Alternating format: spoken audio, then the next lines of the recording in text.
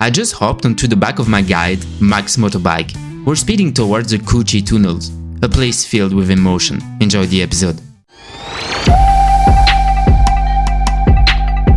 Keep Your Wings, le podcast. Chapter 3. Burried Memories.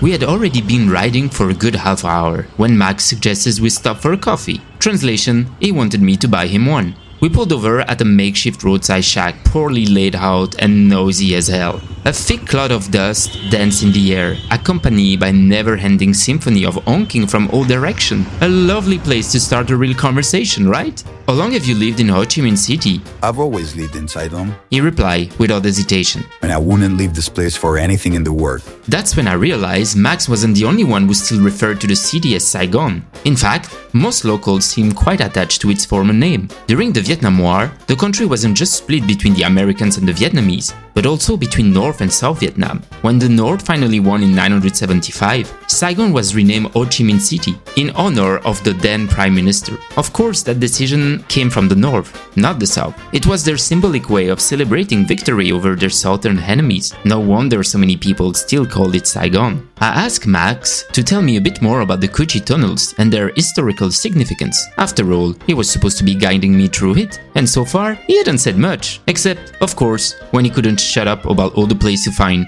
prostitutes. Those recommendations just never fucking stop.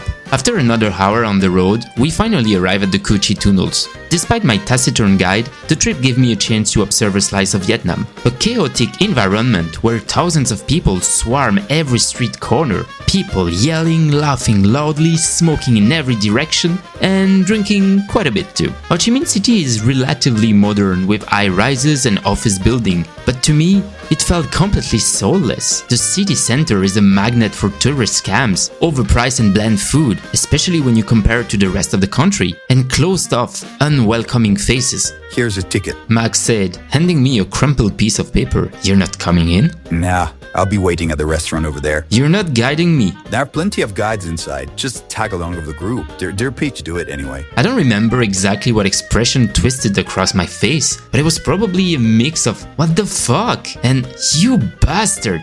Once again, I had to admit with deep disappointment that I had basically paid 2 million dong for a chauffeur. I felt like the sucker of the century as I handed my over pre-war looking ticket to the gate agent.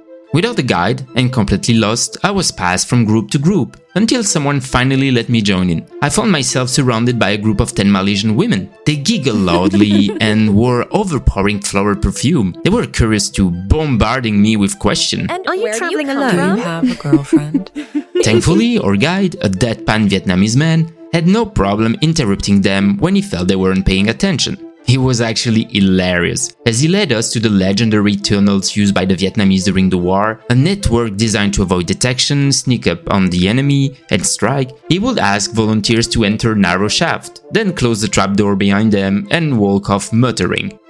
One less thank God. That's when I truly noticed the difference with Taiwanese people. The Vietnamese get sarcasm. It's not that the Taiwanese aren't funny, but irony and dry humor aren't really part of their cultural toolkit. It's often lost in translation. During the tour, we explored the tunnels and learned more about the Vietnam War. The conflict started after the First Indochina War, France versus Vietnam, which lasted 8 years, ending with the Geneva Accords on July 20, 1954. But the treaty was never ratified by the US or by Vietnam itself, leading to a deep divide between the Communist North, led by Ho Chi Minh and backed by the USSR and China, and the South under Diem with US support. It didn't take long before the North decided it was time to unify the country. Ho Chi Minh aligned himself with the Viet Cong, the National Liberation Front of South Vietnam. Diem wasn't exactly beloved in the South. He was contested and some were already plotting his assassination. In 1964, the US claimed a North Vietnamese attack as a pretext to escalate military involvement, launching a massive bombing campaign and sending group troops to protect the South. Afraid of a communist domino effect, the Americans plunged into what they frame as a noble war of attrition. But the Viet Cong just kept coming and coming. That's when they developed this ingenious system of underground tunnels through the jungle. Though outnumbered, the Viet Cong used psychological warfare to demoralize their opponent. They built deadly traps, swinging panels that collapsed under the clumsy boots of American soldiers. These poor guys ended up impaled on spikes made from their own weapons, stolen by the Japanese. Explained our guide during the tour. It crushed US morale. It wasn't until January 31, 1968, Lunar New Year, that the American public finally erupted in outrage, demanding an end to the war. The Viet Cong and North Vietnamese army launched a surprise offensive across more than 100 cities in South Vietnam, a psychological and media victory, if not a military one. But it would take another 5 years until the Paris Peace Accords in 1973 for the US to begin withdrawing under President Nixon. Everyone remembers that haunting photo of King Phuc, the young girl burned by napalm, her suffering moving million.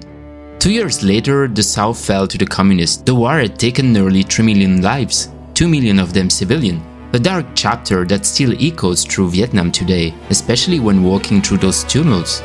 Leaving that place, I felt deeply shaken, despite a handful of tourists still snapping selfies, laughing as if nothing had happened.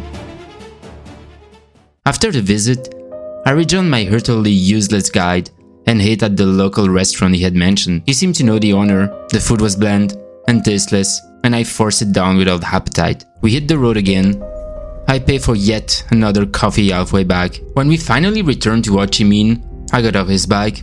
He still had the nerve to offer me drugs or take me to see prostitute. I wasn't remotely interested. I gave him a fake smile and silently hoped I would never see him again.